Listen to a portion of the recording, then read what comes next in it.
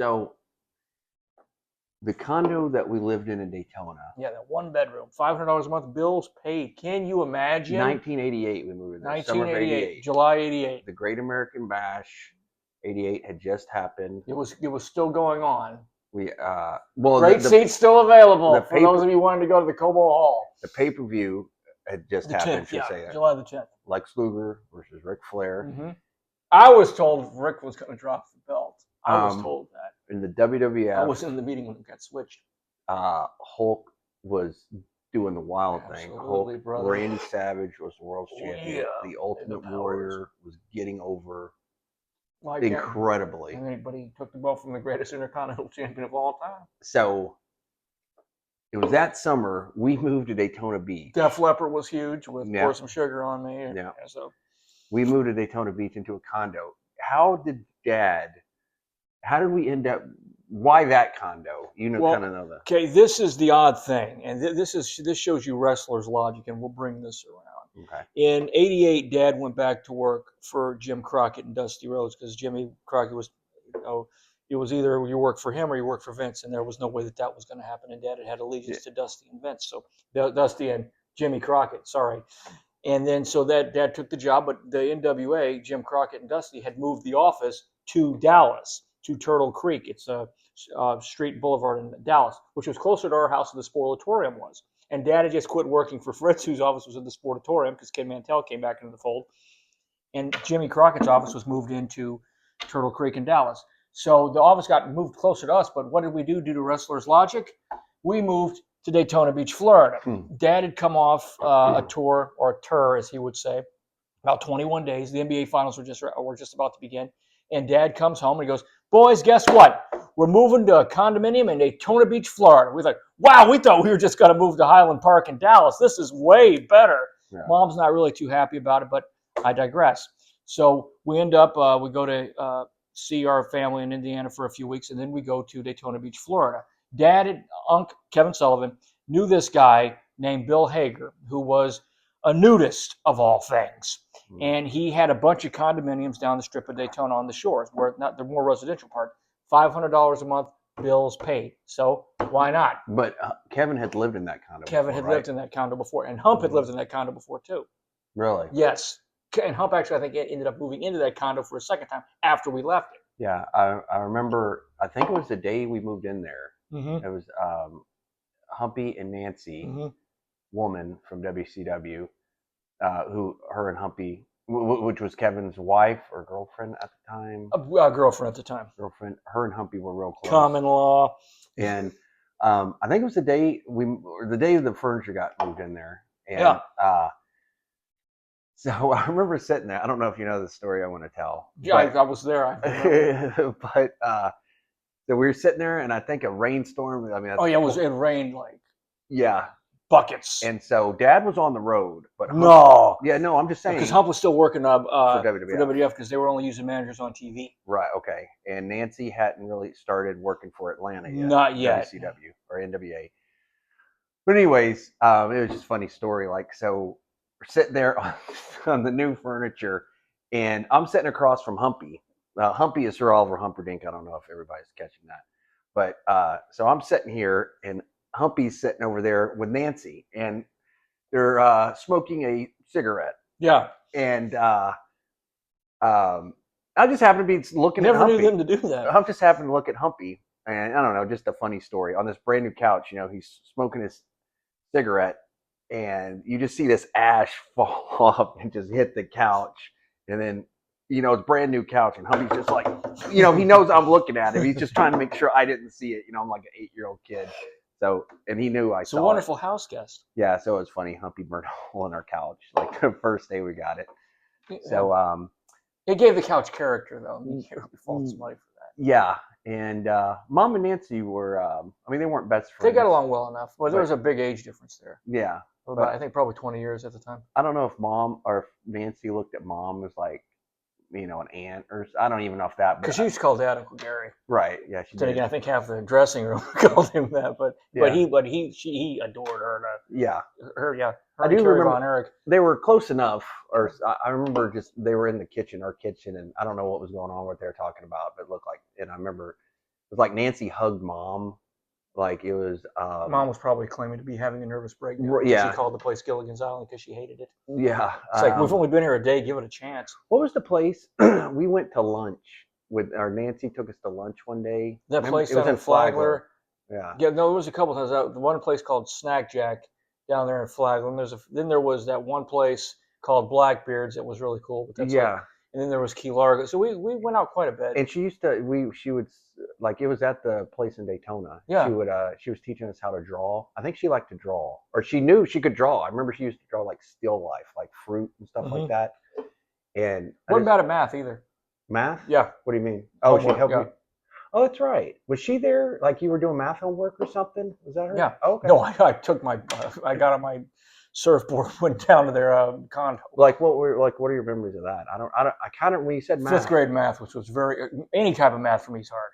Right. And what? She would just sit there and like help you with your math? And explain it to me. Oh, that's cool. Yeah. I remember she was having me draw like bananas and oranges. Like just on a little, she was talking, she was like, it's still life. I was Still like, life. I don't know what that means. But Still cool. life. Yeah. So Humpy lived, so in Daytona, I guess probably a lot of people are familiar with Daytona. We lived at a place called, it was right next to the pier, Sunglow Pier. I don't know if Not the main pier that everybody else is thinking. Right. So we lived at a condo right there, but Humpy had his own condo further down the strip. I guess it would be north in the Oceans. Humpy lived in his condo, and then Nancy and Love Kevin. that place. Nancy and Kevin lived in another building called the Oceans. Like they lived in Oceans 4. It was basically a play off the movie Oceans 1, Oceans 2. Oh, was it really? Yeah. Oh, okay. So Humpy lived in one, and then Kevin and Nancy lived in one. And the one, this is a cool story, I think. So we would go over, I mean, not a lot, because Dad and Kev and everybody was always on the road all the time. But I do remember, I guess, well, anyways, we going over to Kevin's condo. Yeah, I mean, they'd be on the road together for 21 days, and they'd say that they would say, I don't want to look at this guy's face today. And then they'd get off the plane, and then the phone ring, okay, I'll be over there in 20 minutes. Yeah. So I remember, anyways, Kevin and Nancy lived in Oceans 4. And the cool thing about that is, which years later, that was a historic place because that was Kevin's condo in Daytona. That's where Hulk Hogan stayed the night before he made the switch. Yeah. He turned heel and became part of the NWO, which revolutionized wrestling. Because Hunk didn't want anyone else around him, didn't want anybody else getting in his ear, because that condominium was not that far from the Ocean Center itself. It was like right down the street. Yeah. Right down the street, because there's the Ocean side where it's the condominiums. Then there's like where you have the stores and then the arena itself just sitting there, and that's where it was. And Unc took him to the house, kept him there all night. He slept in the house and drove him to the arena, and he wasn't allowed. He didn't even get to the building, I think, until right before he walked out. Yeah. And just from what I heard, he just went to the table and went and then walked out. Yeah. And that was, I remember at his condo, like Kevin's condo, you'd like walk out the balcony and there was the ocean right there. Yeah. Kind of. He had that dummy too, that really strange little dummy. I don't remember that. In the condo? No, it was held in his thing. I think his name was Willie. In the condo? Yeah. In his condo? Yeah, it was in the closet. Okay. Yeah, I don't remember seeing oddly, I remember like that Alf puppet. But that was cool. Like that was such a historic night in wrestling when Hulk Hogan joined the NWO, and just that was cool. And that's where Hulk Hogan stayed the night before, and that was cool that we fit in that place. Yeah. And then Humpy. I remember going. I think it was right when we first got to Daytona. Yeah, it was on the 12th floor. Yeah, and we went over there, and because Mom hated the place. Palm Circle Villa. If it's still there, my apologies. So when we got to Daytona, so I may have said that when Humpy burnt the couch, that may have been the second day we were there. That was day 2. Yeah, because the first day we were there, we were staying at a. He burned a hole in his own couch on night 1. Yeah, so we went. So Mom hated the hotel Dad had us. It wasn't Dad. It was Anki put us. Oh, Kevin Sullivan. He was trying to save us some money. Okay. And it was like you'd have to be like a real beach local to stay at this place. It was bad. Mom hated it. I hated it too. And I remember, Kevin or Humpy and Nancy. One night in that place was enough. Humpy and Nancy came, or Nancy came and picked And us then up. when Perez came to Daytona for when they worked show at the Ocean Center, Unc had booked Al in that too, and Al said, "No, the hell with this," and he went to the Days Inn down the street. Yeah. So apparently there is a hotel in Daytona that Kevin Sullivan liked that Yeah, no one else did. he's trying to save. I mean, I appreciate it now more than ever because trying to save us some money. Yeah. But it was funny. So okay, so that first night, Mom hated that hotel. Mm-hmm. So I guess Nancy, because Humpy couldn't drive, or No, he wasn't allowed to drive. He was not allowed to drive for reasons we won't go into. So did we have a rent a car, or did Nancy come pick us up? Nancy came and got us. And in the I think it was the Cadillac Okay. with the digital speedometer. Yeah, like And back then, would just go up to 90. Yeah, no cars had digital speedometers, I don't think, back then.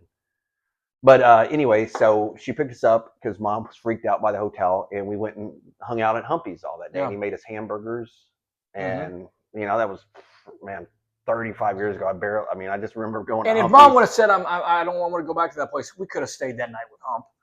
Because he had like 4 bedrooms in that place. And so I'm asking myself now as a 48-year-old guy, why did he have 4 bedrooms in that place? So Mom would take Humpy places. Yeah. Like take him to the grocery store occasionally, take him to the He had a restriction on his driver's license unless he has prescription eyeglasses. Take him to Sears. Hump needed a new microwave. We go. So socket setter. Kate, you want to tell your story about when you asked Humpy why he didn't have a driver's license? This was in Atlanta about a year later. Mom had to take him somewhere to do something because this was one of the days he was off, but no one else was. And we're going to get in the car. We're going to go to school, and Mom's going to take him somewhere. I said, "You drive, Hump?" He goes, "No, Jace." I said, "Why?" He goes, "That's a long story, Jace." But he didn't explain to me. I found out years later why he could not drive, but I will still not go into that. Hit that like and subscribe button.